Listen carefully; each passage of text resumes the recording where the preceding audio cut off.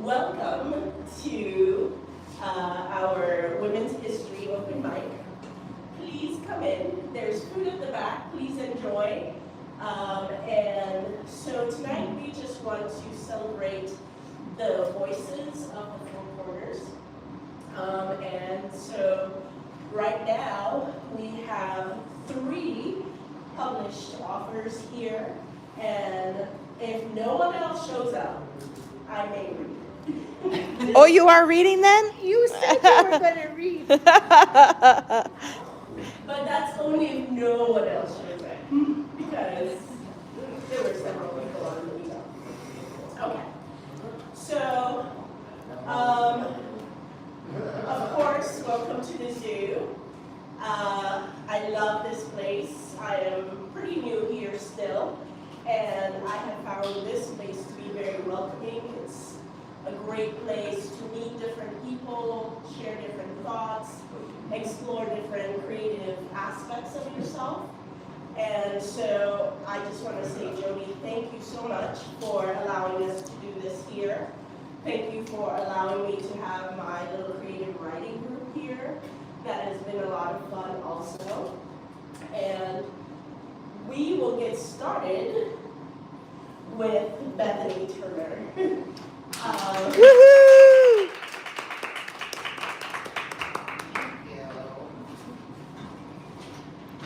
Okay, hi, I'm Bethany Turner. In real life,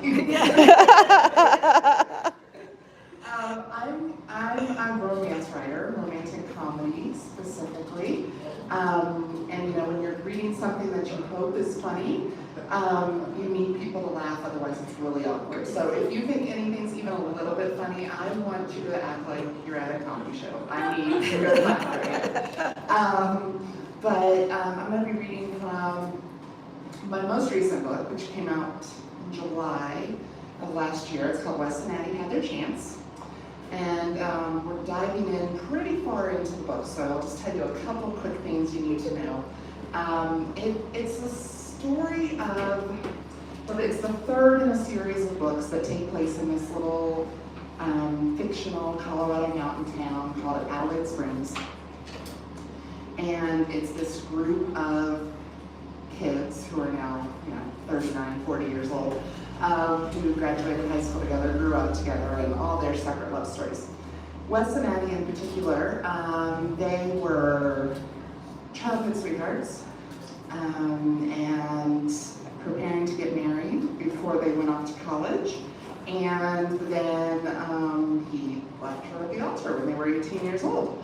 And they have not seen each other since until the beginning of this book. And he's now the front runner for president. She's former CIA, which I'm going to tell you right off the bat though, it's not a political book. It's still fluffy romance. He just happens to be a politician. We don't get into real deep stuff. But, so we've had a lot of them getting kind of reacquainted and different things throughout the book. By the time we pick up with this excerpt I'm going to read, they're finally ready to kind of have it out about the past. So he will reference a disclaimer that he gave. I'm not reading that part, but you need to know what the disclaimer is. He basically gave the disclaimer that anything he says during this conversation is in no way trying to defend himself. He has reached the point of he made a mistake. Absolutely, he wishes he hadn't left. But he's trying to explain to her what happened.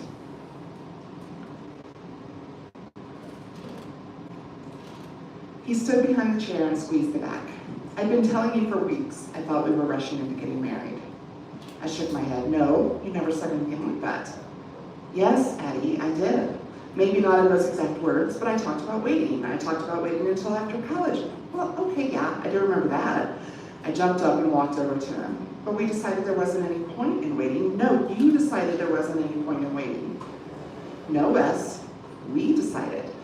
We'd be able to get married housing at CSU and that would be cheaper. And we knew, or at least thought, we were getting married eventually anyway, so it made sense to go ahead and do it. Remember, I can't believe you're trying to rewrite the history here. He squeezed the bridge of his nose. I'm not. Just listen, what I'm trying to say I crossed my arms and planted my sock-clad feet. Don't try to say it, just say it. Okay, but remember my disclaimer. Wes! I groaned his name and threw my hands up. Come on, enough already, just say it. You were throwing your life away, Addie. You could have gone anywhere, done anything. We all knew it, this entire town knew it, and I was the schlub holding you back. No one thought that, Wes. I thought that, Addie, I did. He ran the back of his hand angrily across his eyes and began pacing the room from Joe's prized imperial elk head, affectionately named Enrique Iglesias, by the Adelaide Springs Classic 2003, thank you very much, to her framed Thomas Kincaid knockoff in which the leg of a kid in the background was twisted in the wrong way, and a cross-eyed golden retriever was wearing a bonnet, less affectionately referred to as creepy by Wes and Cole. And I couldn't get you to listen to me. Oh, so it's my fault. Disclaimer, he shouted in a long, drawn-out, sing-song tone that I must admit almost made me laugh. But he was so caught up in his yelling and his high-level angst, it would have just been rude. No, it's not your fault. It's mine. I should have stayed. I should have somehow figured out a way to make you hear me. But we were kids. I was just a stupid kid, Addie.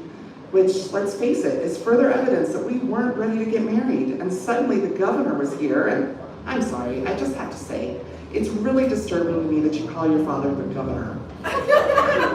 Didn't you ever watch The Walking Dead? The governor was the guy with the random body parts and fish tanks. Oh, I'm so glad my dysfunctional relationship with my father is amusing to you. Sorry, I smiled again, but then I saw the pain in his eyes and reined it back in. No, really, I'm sorry. So suddenly your father was here, and what? You had a way out? He winced. Ouch. Man, way to flip the emotional temperature on a dime. I didn't mean it that way. I just... Hold on a sec. Yeah, okay, maybe I did. You didn't want to get married. It wasn't that I didn't want to get married. And you thought I wasn't capable of making any of those big life-defining decisions for myself. You know that's not what I meant, Addie. Or at least you thought we weren't strong enough to make them together. I wasn't thinking like that then. Again, we were kids. It's easy to look back now and see how wrong I was. I know that. But then all I knew was that my mom was gone and suddenly I had a father. And he wanted me to go live with him. And at the exact same time, I couldn't make you see how you deserved so much better than me. I scoffed and took a step toward him. That's the stupidest thing you've ever said to me, Wes Hobbs. And you once told me Death to Smoochie was Robin Williams' tour de force. So clearly, we have an impressive backlist of stupid things to choose from. Okay, Death to Smoochie is an underrated cinematic masterpiece, but whatever, agree to disagree. And you know what? That's so easy for you to say now. No, I thought Death to Smoochie was awful then too. Not the movie, Addie. Me, us. Admittedly, I've done a little better for myself than anyone could have guessed. It's amazing what money and connections and a father you always know will care about you just a little bit less if you don't continually achieve can do for a guy. But then, are you kidding me? I never would have become anything. And don't get me wrong, I don't think I'd have minded that so much in hindsight. But you? He chuckled, but the sound was laced with exasperation. You have always been remarkable. And I'm sorry I left, Addie. I'm so sorry I left. But if you think for even one moment that it was because I didn't want to spend my life with you, or because I didn't love you enough, for the second time in a matter of hours, I threw myself into his arms, knocking the wind out of him, and he exhaled against me just as my lips met his. And it was, quite frankly, the worst, most awkward kiss of my life. It was like I'd forgotten how to kiss, really. No, you know what? I mean, far too kind to myself calling it a kiss. I mean, far too cruel to the act of kissing to lump this atrocity into its storied and glorious legacy. It was like in the old-time classic movies when two sets of tightly closed mouths and freakishly open eyes just stayed in place, and you never noticed how weird actually kissing like that would be because you were too caught up in the crescendo and orchestrations, and the way those shadows of the black and white film made everything seem sultry, even when it was really, really not. Wes was clearly in shock, of course he was, and I was sort of, well, not in shock really, it was more like I was paralyzed, like I wanted to pull away, but my brain couldn't get my body to kick into gear and do anything. In fact, all my brain could focus on was how I was going to get out of the situation. And I don't mean the kiss itself, oh no, that would have been a good thing to be focused on. That was exactly what my brain should have been devoting all its energy to. Although really, how difficult should it have been to instruct myself to stop impersonating one of those sucker fish that clean the algae off the tank and just pull away and run? But no, my brain, my usually not too shabby brain that had once been trusted with state secrets, if you can believe that, thought it was a good time to plan ahead. My brain seemed to believe that the end of the kiss of prepubescent nightmares was inevitable. And it was a sure thing. And apparently I was confident enough about that to start trying to figure out how to get out of the awkwardness that was oh so guaranteed to follow. I was trying to come up with a witty exit line, and yet I was still attacking his face. Finally, he pulled away, which I was grateful for. I mean, my teeth were starting to hurt, never a good sign. But it was also horrifying, of course. And even more horrifying, although more horrifying was sort of like more dead, not really possible, was that my brain was already moving the film forward here too, in light of the new development. He was a good guy now. I was convinced. I even found myself sort of having to admit to myself that I liked him. Whatever. And worst of all, when he'd opened his bedroom door that morning with his shirt unbuttoned, I'd received the six-pack abs confirmation I had neither sought nor desired. Again, whatever. So of course he was going to be charming and swoony and a gentleman and let me off the hook easily in a way that was going to simultaneously endear him to me further and make me hate him just a little bit. If nothing else, I had to beat him to the punch on that one. Well, that sucked. I mean, it was no death to Smoochie, but it was pretty bad. Yep, that's what I said. Addie, look, Russ, I'm sorry, okay? It's been an emotional day already, that's all. I didn't sleep much, I'm still wearing yesterday's clothes, and I swear, even Enrique Iglesias is judging me right now. I put my hand over my eyes as if blocking out the sight of him would hopefully make me invisible, and said, okie dokie, well, I'll just be going. Turning away from him, I began walking out of the dining room. I wasn't willing to completely uncover my eyes, but I needed to see where I was going, so I looked down at the ground and cupped my hand like a visor. And that's when I remembered I had left my shoes behind. Oh well, when one is climbing into a departing lifeboat on the Titanic, one simply does not go back for one's opera classes. You know what? Forget this happened. Forget you ever met me. In fact, I think it's probably best, nope. He grabbed my loose hand and spun me around, which occurred in very fast and dramatic fashion, owing to socks on the hardwood floor and all. And I gasped as he used the momentum of the spin to draw me in against him. He lowered himself to my eye level and wrapped both his arms around my waist, then pulled my body flush with his and rose slightly, taking me with him so I was on my toes. Don't you dare go start thinking on me, Adelaide. Not just yet. His lips parted slightly and I instinctively took in a breath, and my eyes fluttered shut in the instant before his mouth captured mine. The fingers that had been covering my eyes combed their way into his hair, while the other arm, which had been dangling since he released my hand, looped around his shoulders. Suddenly, not even my toes were touching the floor, and before I realized what I was doing, I had looped my legs around his waist. Well, I think that's what my legs were going for. But I was a lot shorter than him, of course, and they more sort of latched on around his thighs, like I was attempting to climb up a fireman's pole. And because I was holding on for dear life and clamping his legs together a little bit, Wes began having a difficult time walking us toward the couch as he had begun to. Not only that, he was having to lower his head farther and farther in his attempts to keep our lips engaged as I slid down his body. He chuckled against me, and I was sure I had ruined the entire thing. And unlike the horrific suckerfish experience, I hadn't wanted this to end. Lucky for me, Russ had no intention of giving up so easily. I simultaneously gulped in an inordinate amount of air and felt all the oxygen leave my body and surrender to him as he lowered into a squat and looped one arm under my hips and hoisted me up until my legs were finally, mercifully, wrapped around his waist. His eyes remained locked with mine as he carried me over to the leather couch by the fire, lowered me down, and then sat beside me. That was all I was going for, I said. Was that so difficult? Then his twinkling eyes disappeared so that his lips and mine could carry on their attempts to get reacquainted.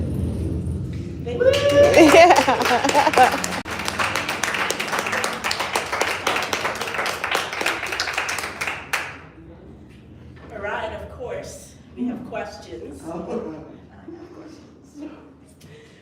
So what is your process when you're working on your book? My process is procrastinate for like 8 months. And then write a lot of words really fast. But really, I mean, that is true. But really, I usually start with like a one-line tagline. And it's not something that's like ready to go out to the world. It's not, well, it's what would happen if this type of person had this sort of thing happen? And that's kind of where it starts. And then because of it being romance, always, then the fun becomes, okay, so who is the most interesting person to pair that person with? Who's going to challenge them the most? Who's going to make it difficult or make it work? Or depending on what we're going with for the story. So it starts very much with the characters. And then I really do, again, joking about the procrastination, but I write like a couple chapters, and then I don't write again for months from the time I start. And that's not an intentional thing, but it is a thing I finally just accepted I do. Because those people are in my head all the time. And then by the time I really get serious about writing, I know them intimately. I can talk in their voice. I have been listening to music that I know they would like. I mean, they have become so real for me that it is just a matter of writing down basically what they're telling me. Huh.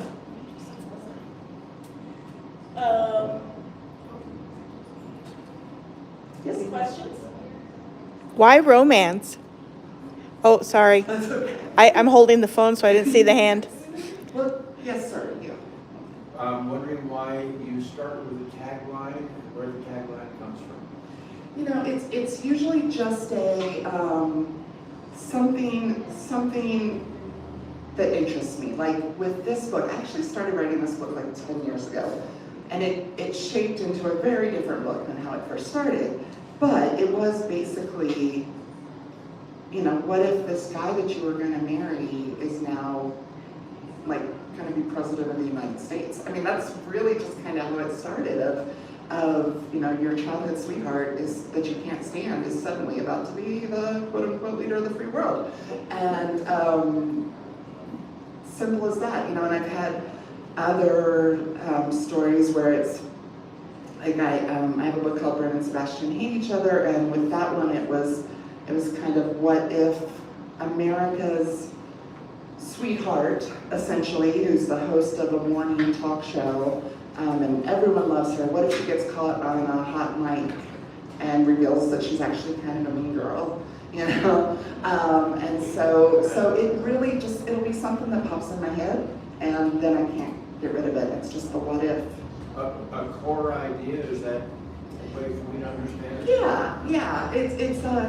I mean, when I say tagline, it's like I think I shape it that way in my head just to kind of make sense of it. But it's a what if. It's a what if core idea of what if this, and this. Thank you. Where would I go with that? Did you say why romance? I'm one of those people, like when it's a movie or a book or a TV show or whatever where it's not a romance, I'm trying to force a romance and it drives me nuts. And I actually think that probably goes back to, I was watching soap operas way too young. Although I don't actually think I was too young, it worked out okay. But it's like love stories have just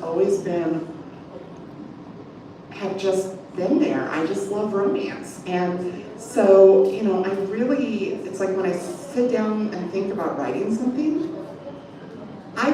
if someone gave me a massive 6-figure contract to try and sit down and write something and the rule was, but you can't have any romance in it, I would try, because that would be nice to have that movie. I literally don't think I could do it. I think I would just be weaving there the entire time. So it's just I feel like I just breathe romance. I don't know how to not write romance. Cool. Any other questions? So when you're writing your female characters, are you putting a little, I know you're writing it, but are you putting a little piece of your own personal experience of romance in those characters? Good question. Yes. There's always a lot of, now their circumstances, their life may look absolutely nothing like mine. The train of thoughts, the stream of consciousness. I mean, I write like a talk. That's just me, what I just read. And you know, my characters tend to be, I mean, and of course then as I know the characters and as I'm editing books and rewriting books and all of that, you know, a lot of that gets pulled out and it gets more personalized for this character and stuff, but it always kind of starts there. There's always some snark. There's always a lot of pop culture. I mean, El Gripe Iglesias and things like that. I just keep death to Smoochie. You know, it's like my first language is romance, my second language is pop culture. I can't help it. So that's always there. So I feel like, yes, the way they communicate, there's always a lot of me in that. And then sometimes I feel like their personalities, more some than others. You know, that varies more based on the story. But there's always some, yeah. Yeah. So are you funny in your relationships? I like to think so. I think I'm hilarious. Okay, there's no way to say this without being, but yes. And that doesn't mean that everyone is going to appreciate the humor, but humor is always a centerpiece. What I find funny, whether anyone else does or not, you know. Yeah, and I'm very fortunate to have, you know, I married a guy who's as snarky as I am, and we can't get through a paragraph without, you know, joking about something, and, you know, so it's always humor. I mean, literally, I met my husband in 1998 in a chat room called Disco Inferno. And like literally, we started laughing at something, and that's what got us going. I mean, I think laughter is so key, and I have a family that, like, we are very, you know, we've had our trials and tribulations, as all families do, and but throughout them, it's like humor is our go-to, always.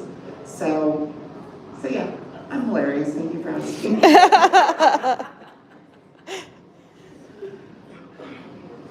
Awesome. Excuse me. Not gonna take this. Any other questions? Does research ever come into your creation? Yeah, you know what I have to research the most is geography because I'm really bad at it. So, you know, like I do a lot of research I try to go to places if it's based on a real place. If not, I mean, golly, like Google Street View is a wonderful tool that I don't know what I did without it. It's like be able to, you know, walk down the street, pretend I'm there, you know, that sort of stuff. So a lot of geography research. As far as like the pop culture stuff, frighteningly little research because it's all just in there. Except it might sometimes be like, you know, I need to check and make sure the dates work out as far as that's a movie they would be referencing these characters, you know, that sort of stuff, but sadly, very little. So yeah, not a ton, except for geography and locations. And I have one last question. Yes. Do you feel like your first novel had more of you than the ones you've written since then? Ooh.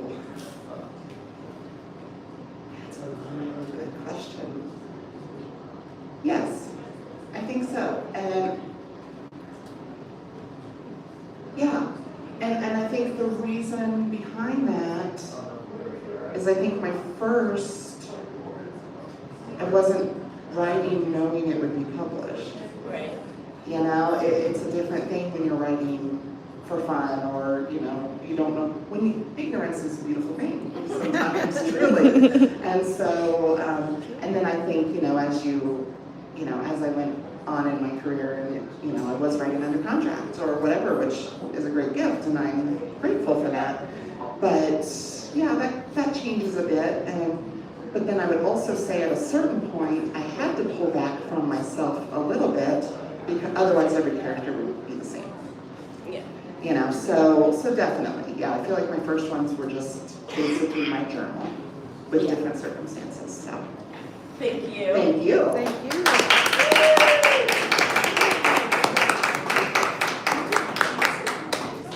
All right. Our romance queen has educated us, told us what the inspiration is, why romance.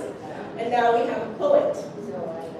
Brandy, will you please take the stage?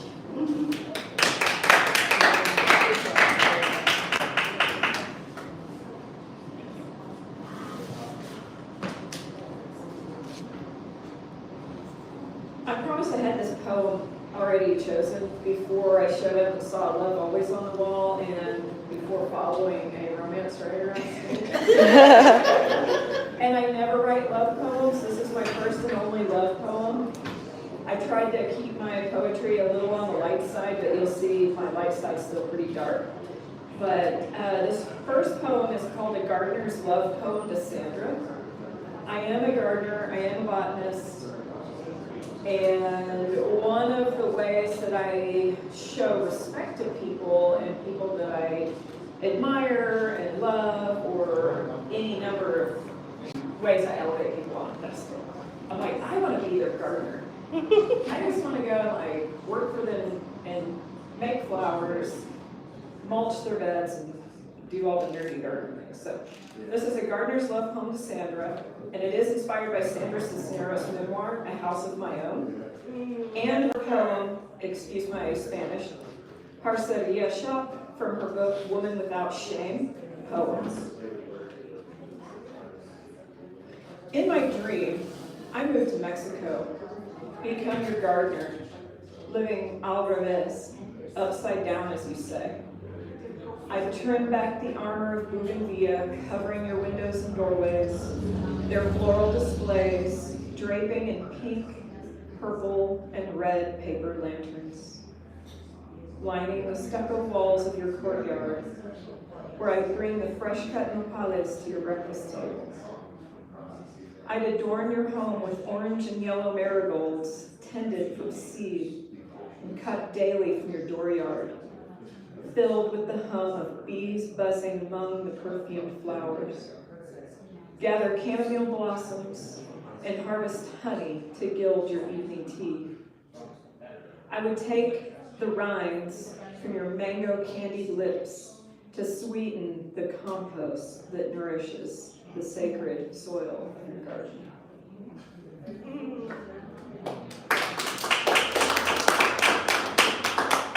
So since I have like 10 minutes up here, I've got a couple more poems for you. Yes. And this next poem, that poem was actually published as a part of an art exhibit in Durango with Tad Smith. And we chose, he painted portraits, and each of us poets adopted a portrait to write a poem to, or for, or inspired by. And so that poem was on exhibit in Durango. And this next poem is called Breakfast on the Fall Equinox, and it is published in this year's Four Corners, the Four Corners Voices Anthology 2, and it is for sale on the little roundabout thing in the back. And thank you, Mimi. You're a way better salesperson. Mimi actually brought it. It's a beautiful book, and I am really honored to have a poem in that book because there's a lot of amazing authors represented in there. Poetry, essays, and short stories. And there's a lot of talent, so I feel very special. And this is Breakfast on the Fall Equinox. It's my pleasure. No one else here to share it. So why does it matter what utensil I use? The oatmeal contaminated knife or the just licked spoon? In some ways, it's like living alone since my husband's Crohn's diagnosis.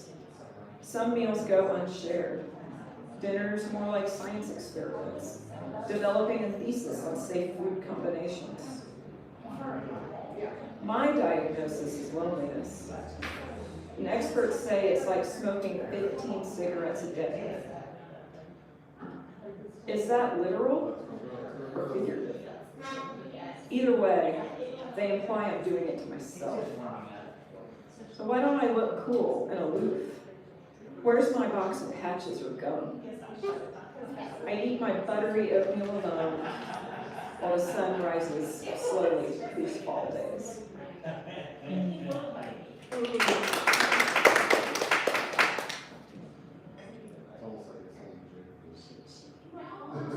I'm actually a little conflicted on which one to read you guys next.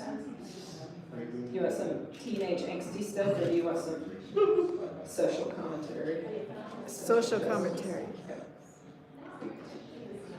This one's called, I don't know what to do with this goddamn Nazi penny. And this is, everything in this poem is true. Absolute facts. There's one, you can't see how I'm reading it, but there's one stanza in here where you're gonna go, that's not true. It's true. I don't know what to do with this goddamn Nazi penny. Even returning the bronze to the ground is a desecration of soil. The coin lay in wait, unnoticed for 3 decades, beneath beads, threads, bones, stones, all of my not quite gems collected since I was 17. My cheap imitation treasure chest, clasped secure as a smile of loose teeth, gap enough to liberate an ordinary penny. But this was no penny. My mother always taught us to look for wheat pennies, to watch for those copper spikelets encircling the declaration value, 1 cent. When this coin appeared in my box, I examined it and found the number 1 where Abraham Lincoln's head should have been. On the back, instead of flowers of a grass who nourished entire cultures, was an eagle, talons gripping a swastika like prized roadkill. All these years, the ubiquity of white supremacy lurked amongst my most treasured possessions. I once slept with a guy and believed him when he said the Confederate flag tattoo on his shoulder stood for Southern pride, heritage, and not hate. I can't keep these lies straight. I'm a terrible liar. This Reichsfinnig, again eluding discovery before its sentencing, has escaped, become lost in my house. Typical SS soldier after the war, international fugitive seeking refuge in Argentina, untraceable only because no one is looking. Or one of the 1,500 Nazi scientists secretly employed by the United States government under Operation Paperclip. Their engineered genocide overlooked an inconvenient lapse on otherwise impressive resumes. Specialists imported to bolster our own war machinations and space domination. What do I do with such a thing? Sell it and take a white nationalist, or at best, a not-so-innocent collector's money and run with it? Throw it to the bottom of the ocean? One less item of worship, one less reminder for the survivors of genocide, of families broken, lives stolen? Or is that too simple? To throw away their history, to forget, just to repeat their suffering, to unlearn it, to make it all in vain? I don't know what to do with this goddamn Nazi penny.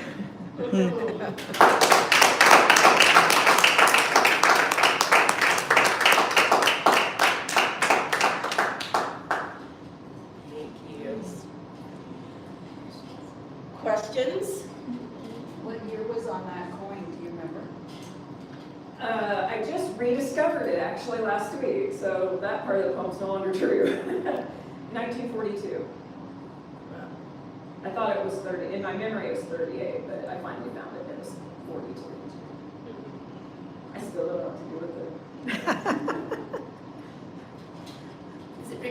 from the treasure box. It is now. But the crazy thing is, I thought I removed it from the treasure box and put it on a shelf so that it would be front and center where I'd make a decision about it. And then I couldn't find it. And then just a few days ago, I was cleaning up in the basement and that box was sitting on a pile of stuff. And I opened it and the damn thing was sitting right on top. I was like, I looked in here and I know I took it out of here. So it's got like this gravitational pull to that box for some reason. But it's a weird thing. Okay, so when you're writing a poem, how much of the finished product is what comes originally, and how much do you like fine tune to get it exactly where you want it? That totally depends on the poem. This one, so I'll preface by saying that one of my poetry mentors, Lisa C. Taylor, who's local to Memphis and is part of the Four Corners Writers Group, she says that her poems go through 30 different edits. This poem I started writing in 2022, and I didn't finish it until about 3 weeks ago. And this has gone through most revisions, and I haven't counted them up yet, because I do copy them because I'm kind of curious how many iterations they go through. The butter poem only went through like 5 revisions, I think. It really depends on the mentality I'm in, how much I'm just like, my mind's racing and I just need to spit the ideas out and then go back and fix it. So it just depends.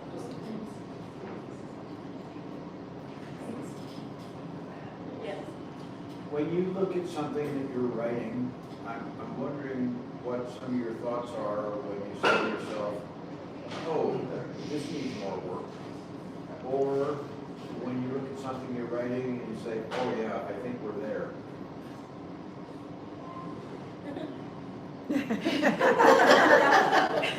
think if I could answer, I'd be able to answer like a lot of questions for a lot of writers. That's a really hard question, honestly. And I think, I don't want to speak for other writers, but just being in the room with other writers, I think that all writers struggle with that concept of when something's finished or good enough or has met your own personal expectations. So that's something that I've been really working on these past couple of years. So for poetry, the way my personal process to approach it is to not only look at what I'm trying to say, but how I'm trying to say it and how it meets the craft of poetry and also elevates the craft of poetry. So that's kind of, I know that's a wishy-washy kind of answer. It's your answer. But that's kind of what I've got for you. Does that, It's great. okay. Gives you an answer at least. So I think it's interesting the way that you actually talk about the visual of how it's written on paper. And so I just, I've heard other poets, like when I listen to podcasts and they say, if you could see the way that this is written, it's like so interesting to me to think about that, and that you said that about the way that that particular poem looks on paper. Can you talk to me about that? Yeah, actually that's another really good question, because I have 2 poet friends who write poetry to perform. And I write poetry to read, like to sit, be contemplative, and quietly read. So my poetry is not really written to be spoken. And so I do look at line breaks and stanzas, like how many lines are in a stanza, how much space it's taking, how many pages. Very much the visual aspect is part of my work. But for other poets, especially spoken word poets, like slam poets and people who are more interested in performance, I'm thinking of one poet friend in particular who writes their poems like in a paragraph, and they just break it wherever they feel they want to break it while they're reading it. And then I've got another poet friend who writes for the sound. And so once she gets the sound down, then she puts it on paper. So it's, for me, it is very visual, and it is meant for people to read it. And so I want you as the reader to read my rhythm and where I want the breaks and kind of where I want to put the surprises. But, you know, I've got two friends who operate very differently. Thank you.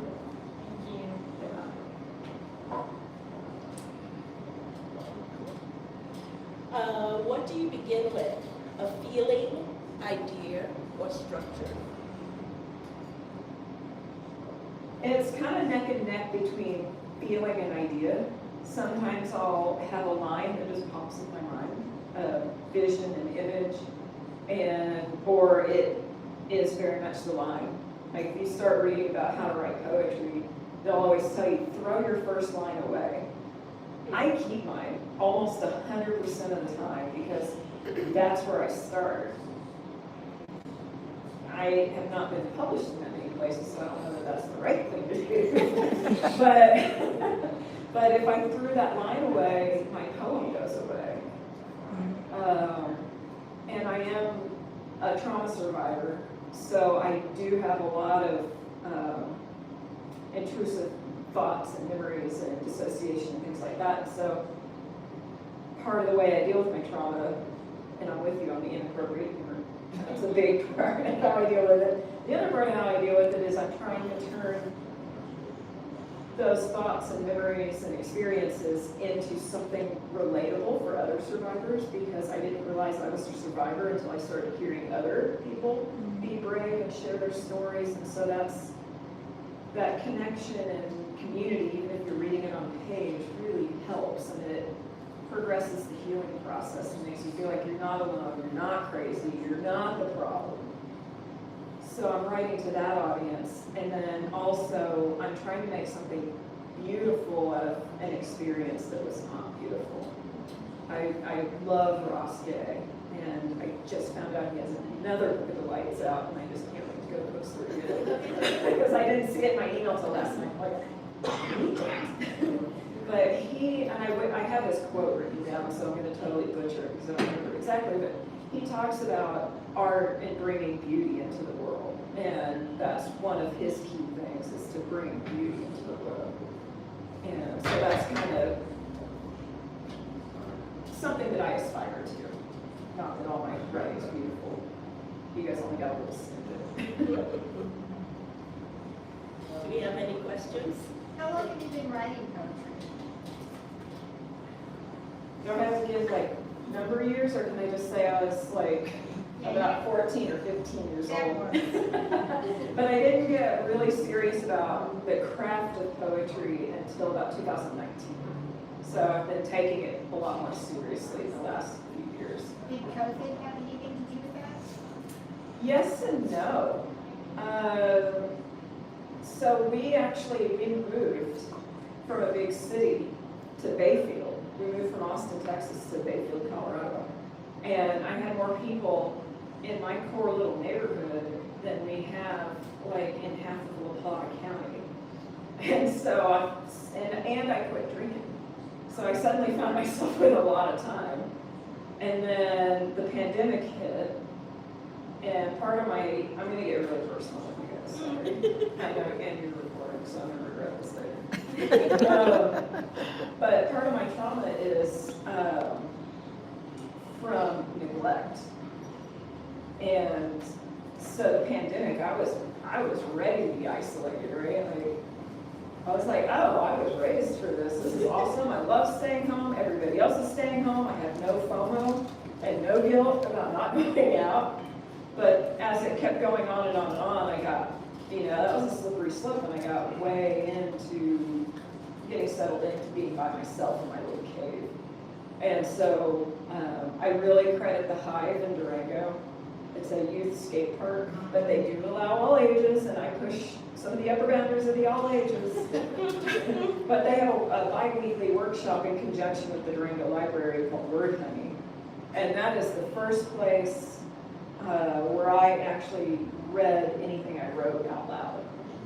And they gave safe space and encouragement. And because of that regular weekly space, that was very safe, I started exploring like, well, it's actually not so bad to get up here and read your work as long as everybody's friendly and they're encouraging, they're not ripping you apart, they're not ripping your work apart.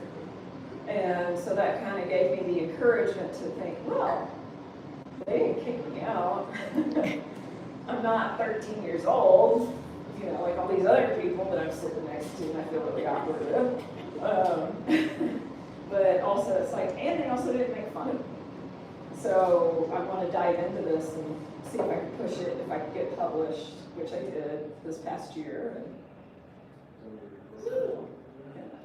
Thank you for sharing. Yeah.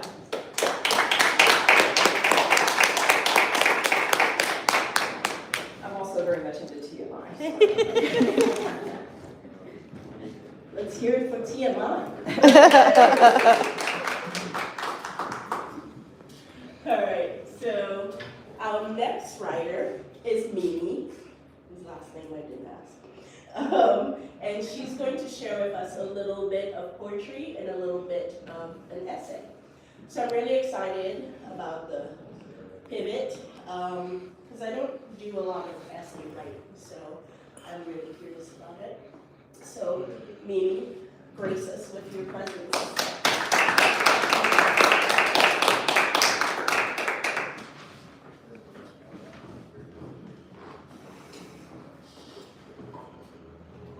This is Women's History or Women's Month, and even though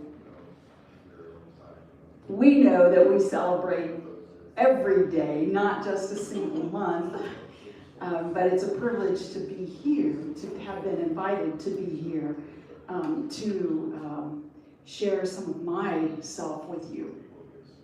Ruggedly feminine.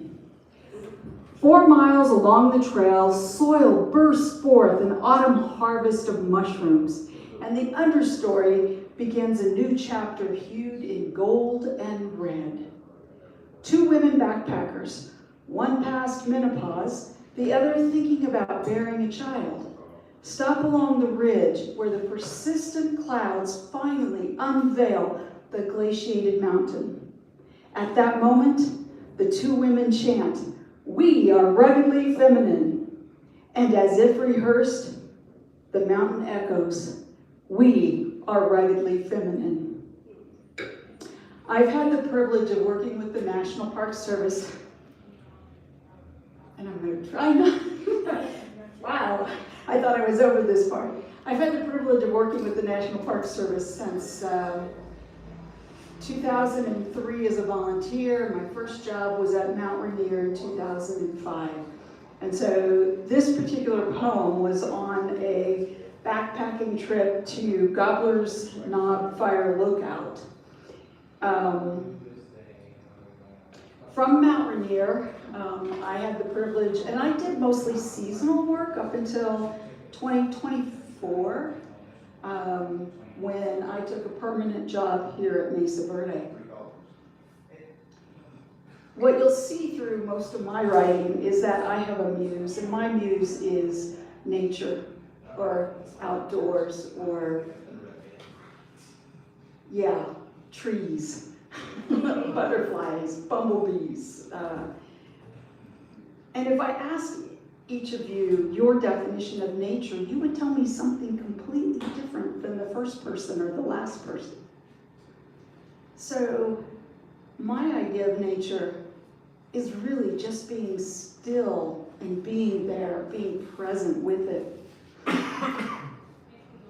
One of my favorite places to have worked is here in Colorado at Black Canyon of the Gunnison National Park. And this is from Chasm View Overlook. 2,000 feet below me, past cliffs and fissures of schist and gneiss, runs a green river, reflecting the outside, refracting its inside, carving history through the billion-year stone. I close my eyes. The river's voice escalates, smashing against the stone walls, blinding my ears, grazing my skin, before it disappears into its ceaseless chase of heaven. I really don't like that last word in this poem, but the more I can't change it to anything. Because when you think about water, what does water do? It evaporates. And what does it become? It becomes heaven. Or the clouds, or the sky, something above us. A slight departure from the National Park Service for a moment, and I'm going to have you all participate in this one. So I'll read a line, and then I suggest that you repeat it after me. I am spring. I am spring. Sun melts snow. Sun melts snow. Snow waters seeds. Snow waters seeds. Seeds sprout flowers. Seeds sprout flowers. Flowers become fruit. Flowers become fruit. Fruits feed me. Fruits feed me. I am spring. I am spring.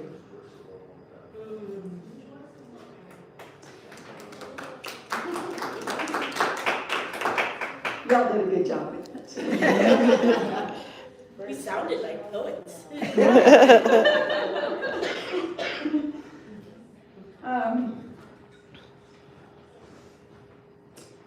So now I'm going to share a little bit of an essay that was published in the same Four Corners Voices. And my essay will take us to the road up to Mesa Verde National Park.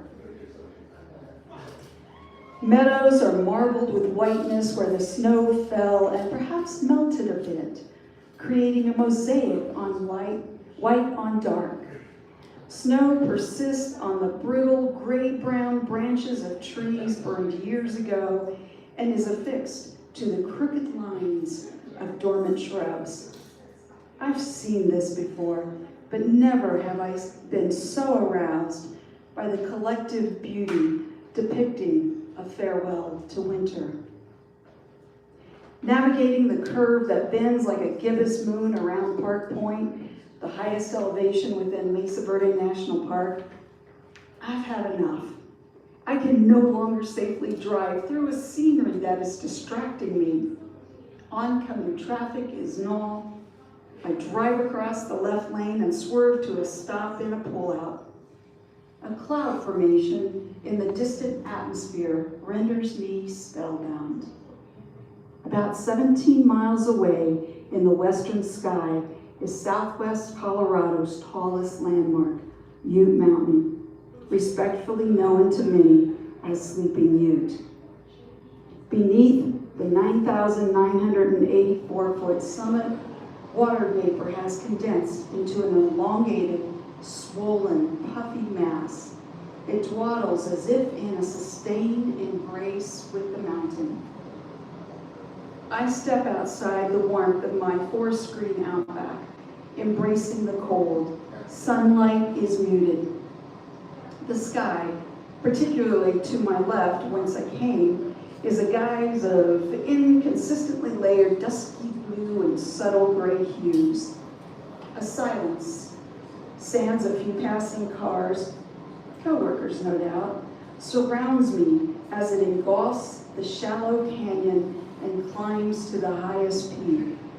My mind's eye watches it gently rebound between the canyon walls, contrary to the forceful bellow of wind which regularly stakes claim here.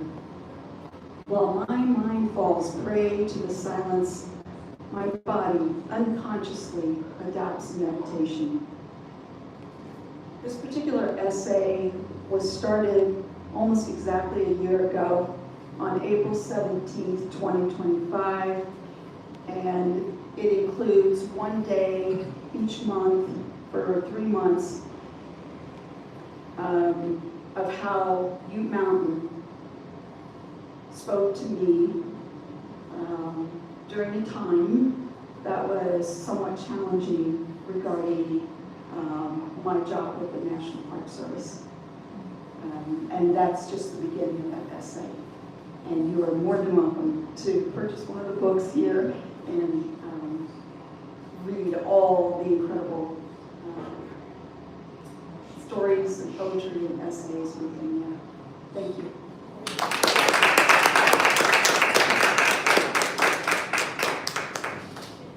Questions?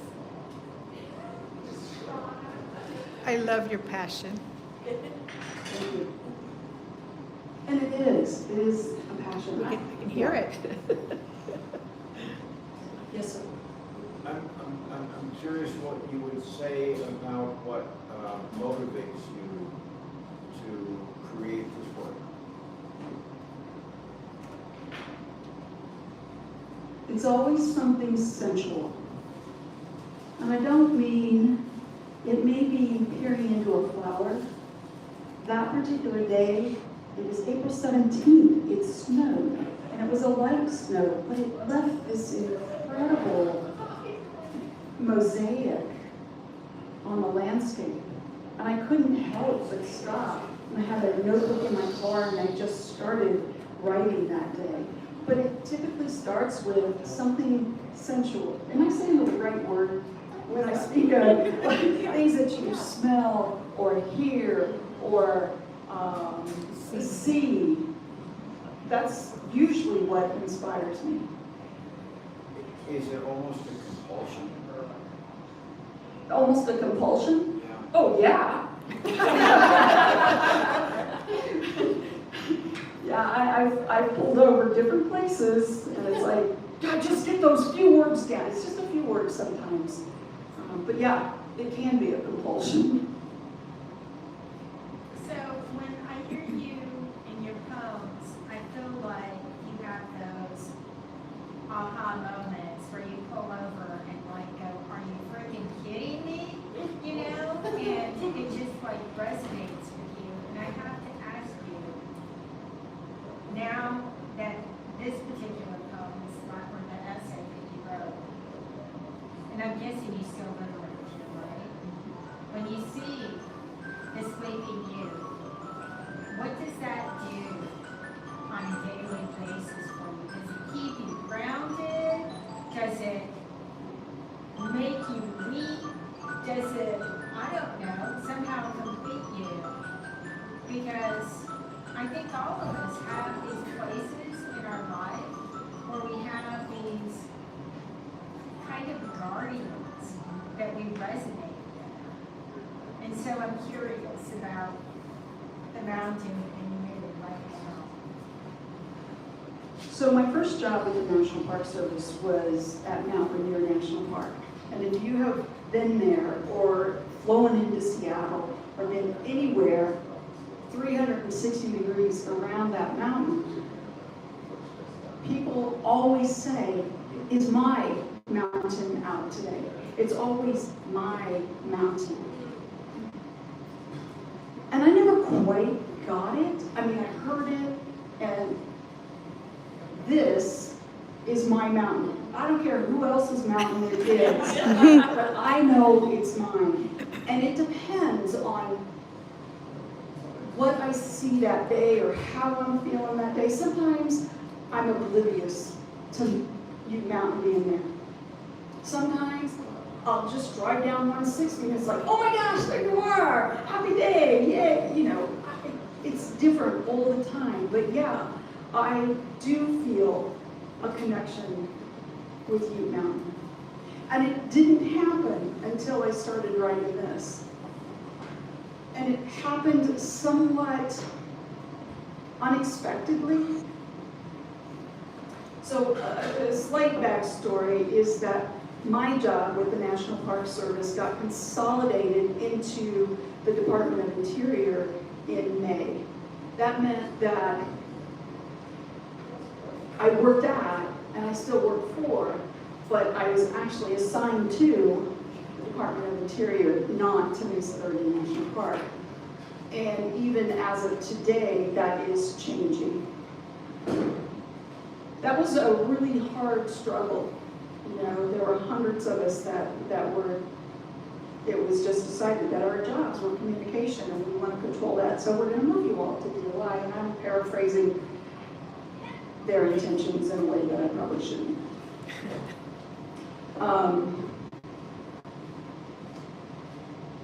But almost on a daily basis, the mountain, as I made that drive, was there for me. I even chose a new place. There's an overlook called Geologic Overlook, and I started pulling in there and walking the short trail to experience more of View Mountain. I love that question, thank you. So, if no one else has a question, what would you say to your first starting off as a writer, that young writer? What would you say to that person being where you are now?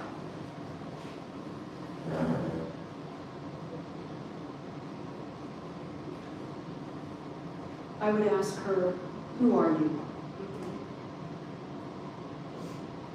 Who are you? Not what do you want to be, not where do you want to go, but who are you? Sorry, it's just that simple. Do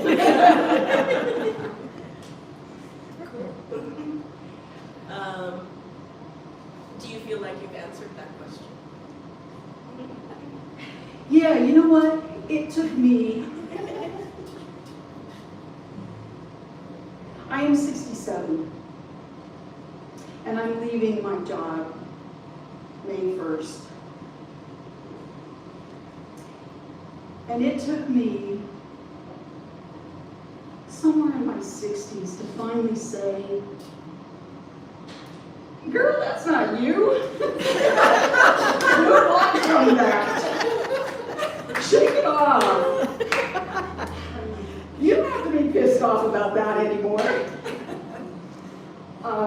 And I don't know if there's something freeing as we age as women. Although I can say that I've met many, many younger women than myself, and I admire the generations.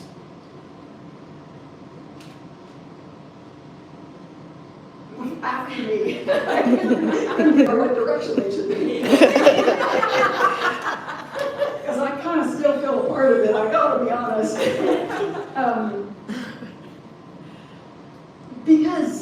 Because women today have so many more freedoms. They do. They're changing. But the freedom to say, I'm a fucking badass, that's not a freedom I had. But it's a beautiful one that y'all have taught me. So, yeah, I don't know if age has something to do with it, or life experience, or the expectations that we carried with us, you know, from childhood and family and community. And then finally being able to say, I'm done. I'm over that. Yeah. One other question, if no one else does. Okay. So I'm familiar with writing a novel. I'm familiar with writing poems. How is it different with essays?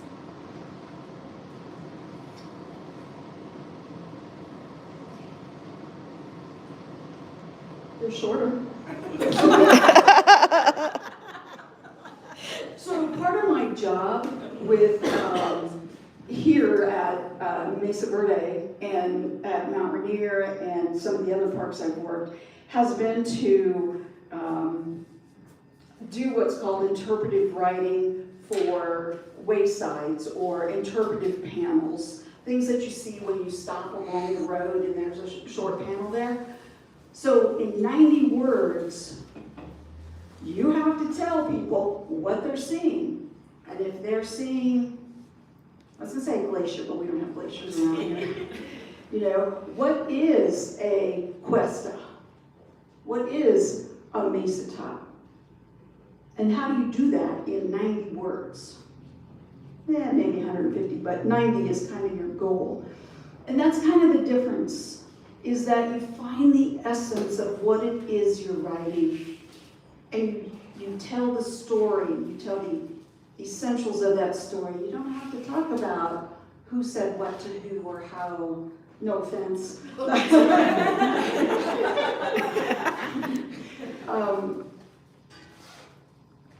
And it kind of fits my personality and my style of writing, because I have a really hard time staying attentive to anything, even if it's a break in, picking it up 10 years later. I kind of have a book thing going, but it's more like essays within that.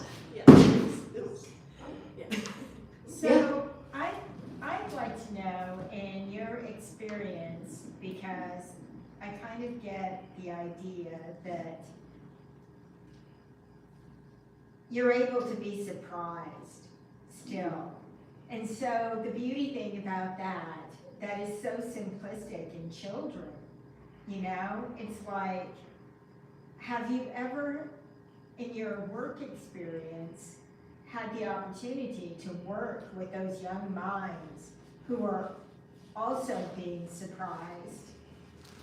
Kind of like what I imagine you driving, up to work, up to Mesa Verde, and feeling like, holy cow, I gotta pull over, Yeah, actually, when I started with the National Park Service, I started as an interpretive park ranger, so I was giving programs, and my favorite thing to do was to simply rove a trail. And undoubtedly, you would meet children, you might meet adults, but in the end, they were both the same, especially when they were outside. There may have been some things you treated a bit differently, but in general, we're all, when we go out and we, look at the wildflowers or enjoy the sky. I mean, how many of us haven't laid on our backs and looked up and said, there's a duck in the sky, So it's that same kind of thing, and I don't know if that really answers your question, but so I did work with children, and I will say it is in that respect. I don't know that I could ever be a teacher, well, in my next life. But good teachers are also very good interpreters, and so we would use many of the same skills. Thank you. Yeah, you're welcome.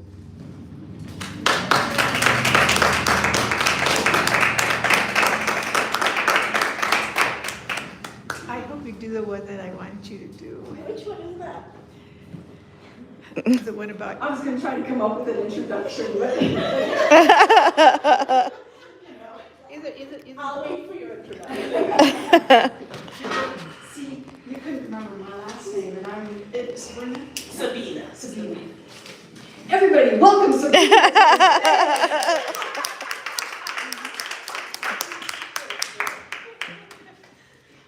So my hope today was that all of the writers would show up and I wouldn't have to read.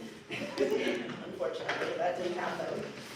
We're glad they didn't. Yeah. we want to hear you. So I feel like I am more of a poet because that's what I've written most, but I am writing a novel that I've been writing for at least 15 years now. And it's been revised and reworked and all of that. So I understand that part. And then there are times when I just let it go for such a long time, and then I miss my characters, and I go back to it. So, but I'm not reading that today. Actually, the first poem that I will read was actually inspired by Chris. Really? Like I said, I have a creative writing group here that Jody has graciously allowed me to facilitate. And I wanted to do the Four Corners Writers Group. I came in, and the day that I came in, it was all people who had just gotten published, and they were reading their work, and so it wasn't so much writing, but actually reading their work. And I came to two groups that were like that. And for me, I hadn't been writing in a really long time, and I really missed it. And I know that when I have a group to go to, I tend to be more inspired to write. And so that was the reason why I asked Jody if I could do this group. Of course, I can't find your oh, it's called the Blue Index card. Okay. The Blue Index card holds the secrets of the universe, holds the answers to the questions asked, answered, and yet to be thought. The Blue Index card is a mirror of the feelings buried beneath the fake bravado that walks around, chest puffed out, a boa flung around the neck, screaming, "I am fierce. I am here to be seen and worshipped."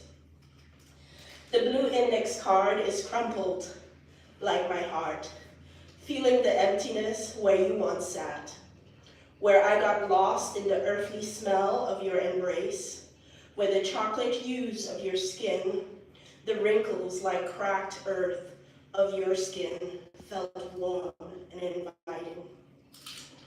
The Blue Index card is a balloon floating to the ethers, my body buoyantly undulating on the turquoise waters with bird cries overhead. The Blue Index card is an invitation to live, to flow, to learn, to grow. The Blue Index card is a gift that gives, a hand that takes, a tear that falls, laughter that rises above the cries. To touch the sky, that Blue Index card is all that I need today and maybe tomorrow.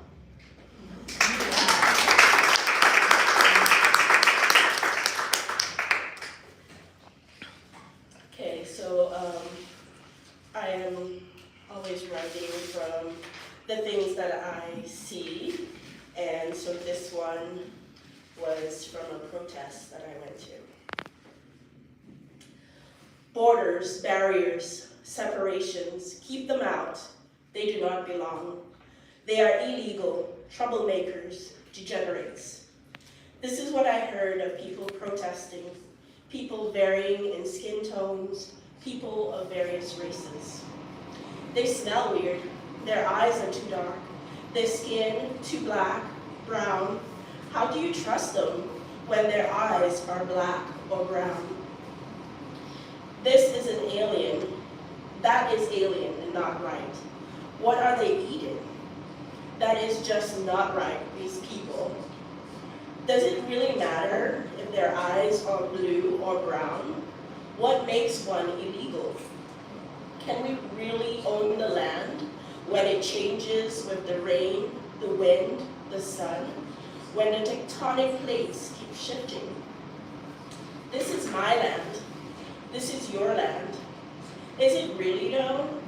When I am a threat because you are threatened by my existence, is it possible to all get along? It is, if we celebrate what makes us unique, appreciate the things that set us apart, and make this melting pot tasty. Let's see the beauty in difference.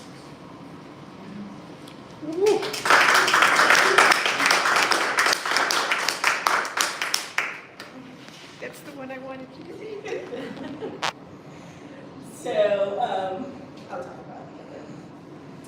So, again, the first time I came to the writers group, people were reading, and I had done this, there was a prompt, and I got this from it. And it is one of my favorite things because I am hilarious.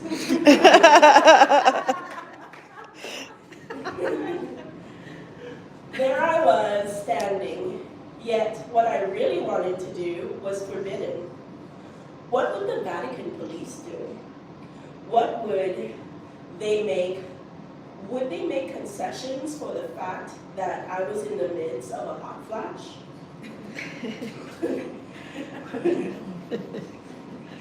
Would it be seen as disrespectful? Would the Catholic Church oust me for indecency? This was by far the worst hot flash.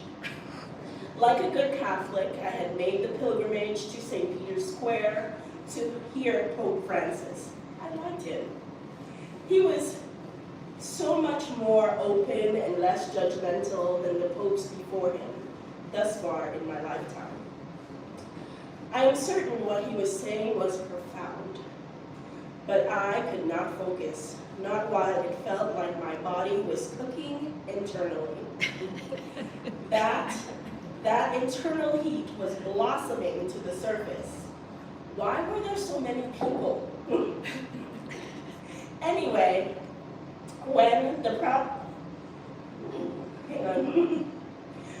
most of them probably only attended church on Easter Sunday or Christmas, all those bodies surrounding me was making the heat worse. I could feel the steam radiating from my skin. I could feel the redness of my ear.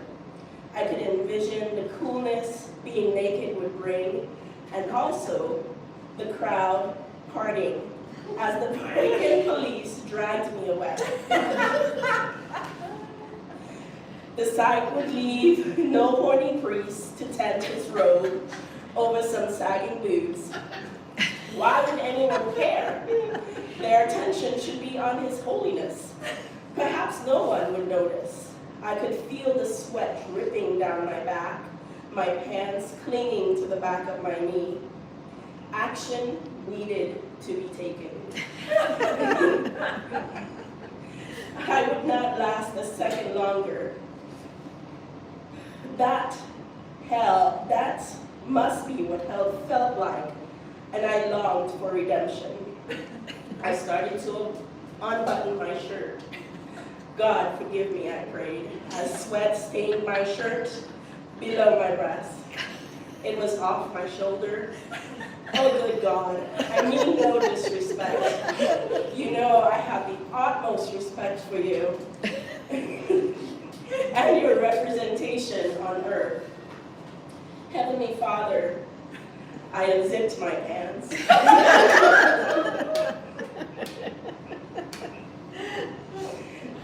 Why in all that is holy did I think jeans were a good idea? I prayed for forgiveness. But let's face it, God, you're partly responsible for this. Why is Pope Francis able to be so cool and calm in his papal attire while I roast, and we are both past our golden years? I pray to you, good and glorious God, please take this heat away. I dropped my pants, kicking off my shoes and socks. Dios mío! Someone next to me uttered, and others followed suit. A robe was thrown over me, and whispers of Diablo traveled from the crowd as I tried desperately to get the robe off. Would holy water ignite? Then there was salvation, as I felt water being poured onto my head, as it ran down my face. I swore I heard it sizzle as it hit my back, wetting the red underwear I wore. Gracia Dios. I fell to my knees as a circle of middle-aged women poured cold water over me. Guess God does answer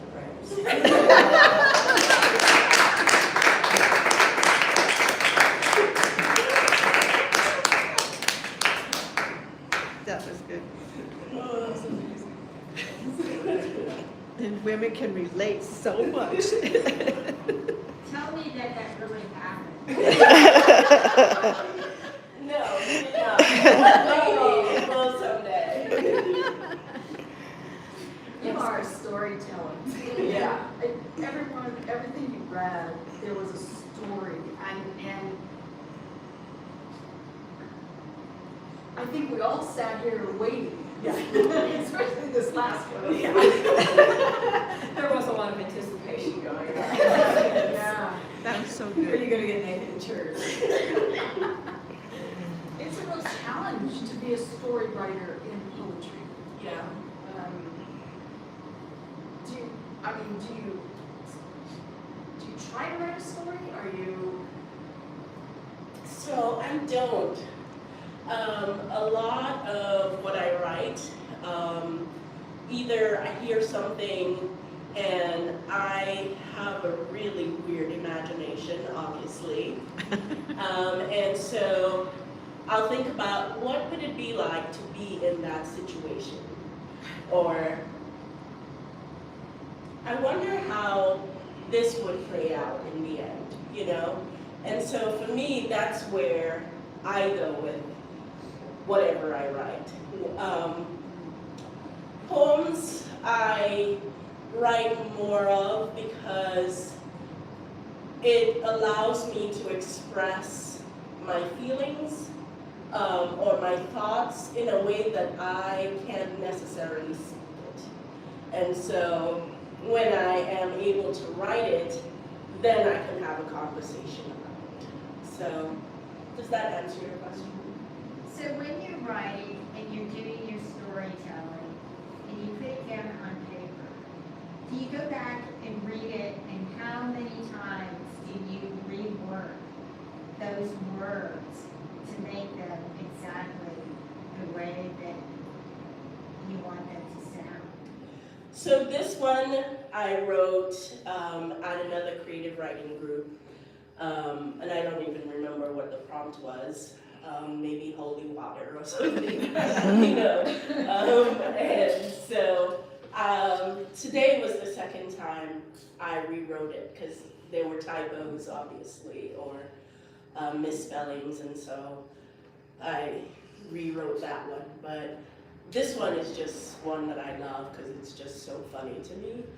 The thought of, you know, stripping naked in St. Peter's Square and being dragged away by the police. What I really love about what you shared with us is that I've been lucky enough to be part of your writer circle, and I'm so impressed when you're doing it that you give us prompts and we have this time limit, and you are just like one of these writers that you're just like, it's like so natural, it's like breathing, when the rest of us are like sitting there, you know, like really trying to think about, where am I going with this? You know, it's funny because I also have that when I give a prompt sometimes, is I'm like, well, that was a weird one, where do I go with it? And so I will start something, and sometimes it goes a totally different road than what I thought it would be like, you know, so I don't know, I don't have it planned necessarily, it just goes where it goes. And then sometimes I'll rewrite it, or I'll add it to something that I am writing, you know, and see how it fits in with that, or something changes because of this that I feel like, oh, this would be so much better than what that paragraph said, or whatever, you know? Yeah. So, Can I add to that? yes. Because it's like, you almost have to put yourself in the prompt, Yeah. or in this, like, if she wasn't in St. Peter's Square, up here, well, you know, sometimes it's here, you would not have gotten as far as you did, but it's like, you just have to eliminate everything else and just be in that moment, in that place, with that person, or whatever that scenario is. Yes. Yeah. So creative. I mean, the red underwear thing, it was like, oh my gosh. And all the details were like, you lived this experience. So that brings me to my question is, how much truth is in your poetry? Because that's a major, there are two major assumptions with poetry, is that it's true, and it's always about you, the poet. Yeah. So how much of that is true for you? The only part that was true is experiencing a hot flash. I swear that is the worst thing in the world. And my sister is 2 years younger, and she just had a hysterectomy. And so she was experiencing hot flashes, and my sister's so zen. She's annoying. So I was like, oh my God, I just have to rip the covers off, and I'm sweating, and the bed's wet. And she's like, it's 2 minutes. What the hell is wrong with you? It feels like an eternity. Like forever. You know, and it's just like, come on. But that was the part. And I'm thinking of like experiencing that. And if you ever see like an Easter Mass at St. Peter's Square, it is packed. And I was thinking, God, what if I had a hot flash in the middle of that? You know? And so it was just like, that would be the worst day of my life, and I would strip down naked and be arrested. So, I could actually see the little viejitas going around you pouring water on you. and I also thought it was appropriate for Women's History Month because it's the support of women that helps us through these moments. So Yeah, it's good, really good. Yes. Can I say I appreciate the repetition in your first poem? Mm.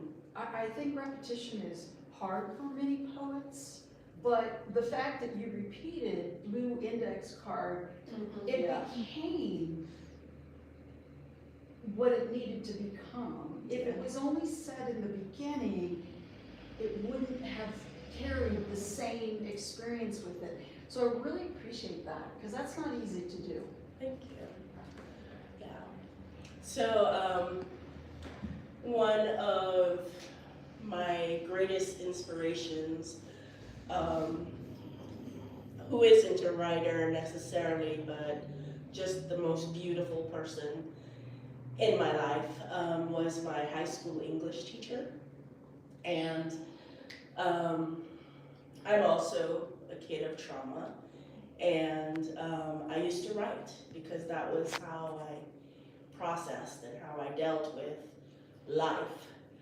And she was the only person I allowed to read my work. Because of course I was an introvert and shy and blah, blah, blah. Anyway, not so anymore. And so she was always one of those people who would give me feedback and say, she was a musician, and she always wanted me to write music for her. And I've never done it because I'm intimidated. First, because she's up here in my mind. I just adore her. And she's like, whatever I send her, she's always, and she's in St. Lucia, which is where I'm from. She's always like, she calls me Puss. Long story. I brought a kitten to school one day in high school, and my whole class, I was sent home, and while I was walking home, everyone started screaming Puss. So she has called me Puss since I was 14. So whenever I send her something, she's like, Puss, this is so good. Why won't you write me music? And part of what she really likes is the repetition in the work. So thank you for saying that. Appreciate it. Would anyone else like to read again?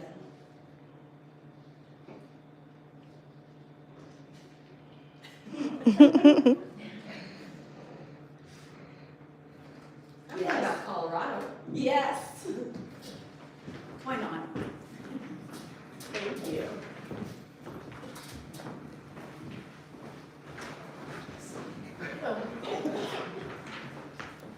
Excuse me, where are the writers going? Intermission. There's a lot of food to eat back there. Choosing Colorado. I found an intrepid spirit, not within me, but within Colorado. It permeates the land and the people. It rises to meet the sky where it winters in the firmly packed white flakes along the ridges and slopes, a gift of downward momentum for the brave. Rivers work year-long, refreshing the cornfields, protecting the trout, mimicking a highway of rafts, boats, and kayaks that boldly navigate the water's rhythm. Boulders excavated by wind, rain, and ice, rounded by time, and steep walls cracked by the same are challenges to be conquered by ropes and concentration. Canyons persist and mark where water was free to sculpt, free to roam like the many footsteps that have followed, leaving behind questions and taking the answers. Paths, switchbacks along paths switchback along the uplifted diversity, allowing access to the whistling wind, towering trees, hidden lakes, and undaunted fauna that define wilderness. Stories of people past are found in the soil. Shards are memories of fearlessness that traversed and homesteaded the once barren yet sustaining land. Windows open and the Columbine enters without an invitation, announcing the advancement of Summer's Brigade and teasing the recipient to take action. I found an intrepid spirit within me, within Colorado.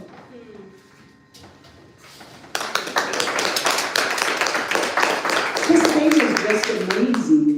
There's a couple other states, Oregon, somewhat Washington, that are similar, just in terms of how the people feel about the land. And that's kind of what inspired, because you can't drive almost anywhere and not experience, whether it's a snow-covered peak or rafts going down a river or, Anyway, I find it to be intrepid. So Mimi, can I ask where you're from? Where do you I hail? was just gonna ask that. Oh, I was so Midwest, like real Midwest, not this Minnesota Midwest, or, I grew up in Kansas, Kansas. You can't get too much more central than that. Yeah, it was kind of that's all. Now, what brought you to Colorado? What brought you to the parks? You know, when I was in Girl Scouts, one of the very first badges I earned was the nature badge. And I went around my neighborhood and I identified all the trees. I did some bark rubbing.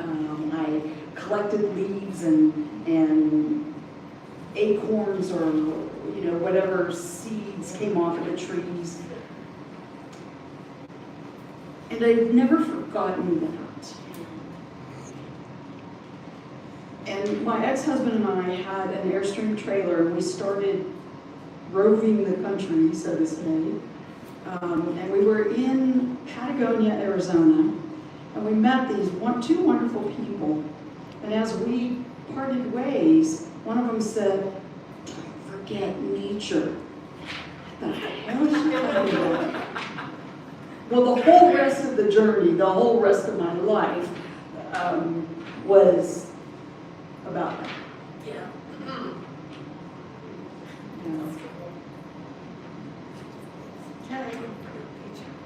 Which of you folks that are like, you got a haiku to share? Or? You do? I know you do. I do, but it's on my phone. Oh, you don't have your phone with you? Yeah, I don't like to bring my phone. Ah. And I'm unworthy amongst you ladies. Oh. This is the, I'm actually, so one thing about me is I generally don't like to be filmed. I don't like to have my photo taken. And this is kind of one of the things that I'm trying to pull myself out of. But this is, small as it is, this is a pretty amazing group of people to be talking with, to be sharing life experiences, to be reading poetry that I don't know if it's any good, but I'm going to read it. Yeah.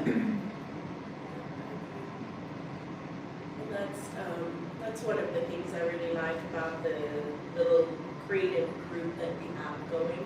It's maybe 2 or 3 people who are there, and then people come and go. And it's always so nice to just hear how one prompt is interpreted so many different ways by each person, and then what comes out of it is so amazing. So I don't know, I love that aspect of just writing and hearing other people's voices and hearing other people's work. So I really appreciate you guys for being here.